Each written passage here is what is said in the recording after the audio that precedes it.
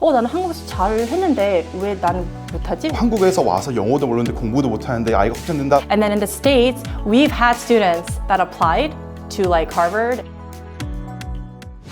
저희는 여기에서 태어났고 자랐어요. 영어로도 쓰고 그리고 한국말을 최대한 많이 쓸게요. 네, 그래서 미리 양해 부탁드려요. The biggest difference and the biggest advantage is that the Canadian school system is very geared towards the students' mental health well-being. So sports and academics and clubs and anything outside the school that's not related to academics is highly encouraged from a young age. So 한국에서 오는 아이들을 보면 처음에는 PE를 굉장히 어려워해요. 여기에서는 이제 physical education과 이제 뭐 expos, like outdoors education 이제 그런 걸 많이 하기 때문에 체력이 많이 안 되는 것 같아요. 그래서 아이들이 이제 gym, they go to work out more. 그리고 socials and science를 많이 어려워해요. 특히 social studies는 history, Canadian history를 배우는 거기 때문에 갑자기 다른 나라에서 와서 이 나라의 history를 배우는 거를 어려워해요. 더 어려워하는 부분은 영어. They have to learn everything in English again, so they have to learn English to understand socials and science content as well. So the whole PE and then the science and the socials and the English aspects are the hardest for the kids. Math.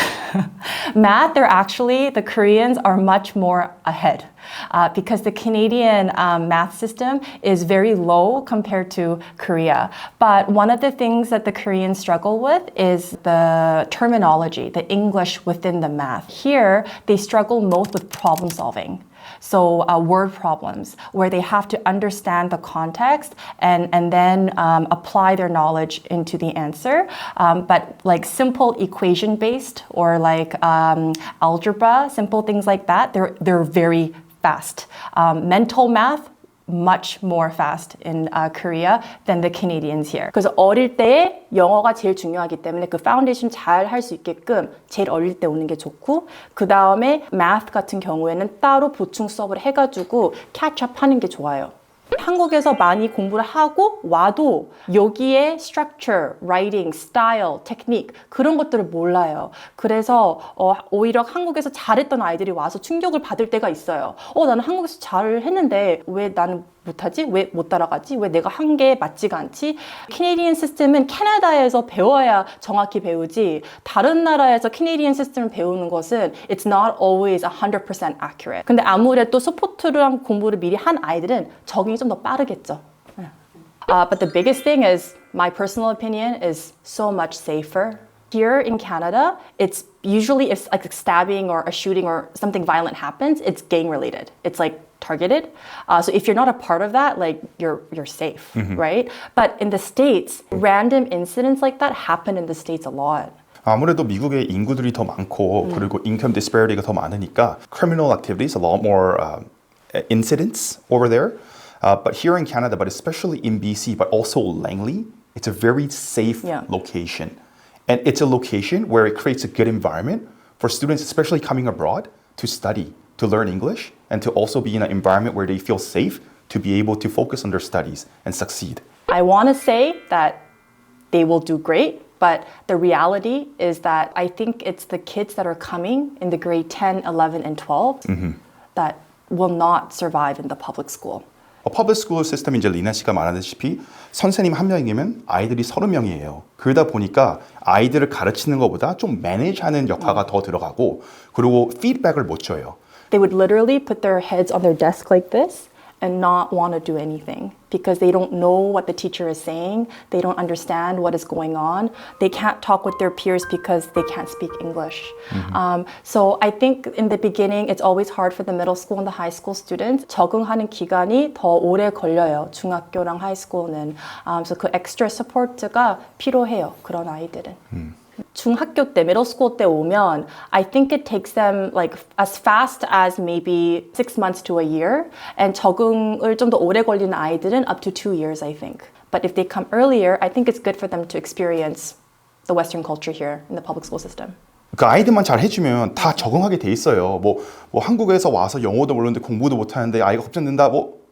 어린 나이 오면 걱정할 필요 없어요. 다 적응은 해요. 아이들은 가르칠 수가 있으니까. 근데 이제 그 아이가 좀 늦게 오면 10학년 때 왔다 그러면 아예 smaller classroom setting, 사립학교 보내고 아예 academic focus로 그렇게 진행하게 하고 individualized attention 가지고 또 after school에도 또 더 도움이 필요하면 그걸 서포트 해주고 그러면 충분히 여기서 적응할 수 있고 잘할 수 있어요. 지도를 받아야 돼요. If you're quiet at the back in the corner and just kind of like trying to get through things, the teacher doesn't know you. Yeah. Then how is the teacher going to grade you on how much you have improved, how much you have shown growth? And that's why introverts tend to struggle a lot in public schools, especially. It's not based on standardized exams anymore. 왜냐면 대학 들어가게 되면 you need to be an extrovert. So it helps you with university. 그러니까 Yeah. the new BC curriculum one component가요. It helps kids prepare for life after Yeah. school. 그래서 특히 이제 여기 캐나다에 오신 유학생들은 그 대학 가는 게 목표잖아요. 그럼 대학 가려면 speaking and listening도 중요하지만 reading and writing이 더 중요하다 생각해요. 10, 11, 12부터는 점수를 잘 받아야 돼요. 왜냐면 you need a certain amount of credits from your high school to graduate, and that all takes into account from grade 10, 11, 12, and that's the Dogwood Diploma. So the Dogwood Diploma is the graduation program. It's basically the most important 3 years of high school that allows you to graduate high school. 그래서 8학년쯤에 오거나 아니면 뭐 7학년 그때쯤에 오거나 9학년, even grade 9, 그 1, 2년, 3년은 적응 시간이라도 주면 그 점수들은 특히 Canadian Universities는 안 보니까 괜찮고 근데 10학년부터는 잘해야 돼요. 아이를 한국 대학도 보내고 싶은데 그 들어가기가 어려워요. 그러면 캐나다에 와서 공부해서 캐나다 대학을 들어간 다음에 그 다음에 한국 대학으로 트랜스퍼 할 수도 있어요. 또 똑같이 미국 대학도 또 들어가기 어렵다 처음에 그러면 캐나다 대학에 들어가고서 뭐 1 to 2 years 한 다음에 트랜스퍼 할 수가 있어요. Even SFU, Simon Fraser University, it's like a plan B for a lot of the students here. But even SFU is connected to the top universities in Korea. So you have that opportunity to get into a decent university here and then exchange program, experience Korea, like university life, or even transfer if you'd like. Yeah, so it's more choices, I think, with the Canadian universities here. 학원 오는 어머님들이 많이 있으세요. What I noticed is that a lot of the moms, they hear professional educational advice from other moms. No, that's not true. It's actually like these are the facts. So I feel like having a professional educational center or company that has experience in this educational field is the best to reach out to so that you're not given false information that's spread through gossip and rumors and personal like feelings and experiences, but from actual professionals that can help you go through the process successfully the first time. 저희가 뭐 Sky Education을 왜 시작했냐면 we found a market that wasn't being addressed. A lot of the other learning centers were still teaching based on the old curriculum. So we started the Sky Education and our premises was that we want to offer smaller classroom learning. We only hire BC certified school teachers. Trained with the new curriculum. Trained with the new curriculum. Yeah. And it's giving them individualized attention. We want to create the right environment for the students to be able to study and succeed in. And we're geared towards students that their ultimate goal is to get into university. At Sky Education, we have a university preparation program. And so far, all the graduates from the university preparation program have gotten accepted into university. For example, like all the top universities like UBC, Waterloo, McGill, Queen's, Western, U of T, York. York, yeah. And then in the States, we've had students that applied to like Harvard.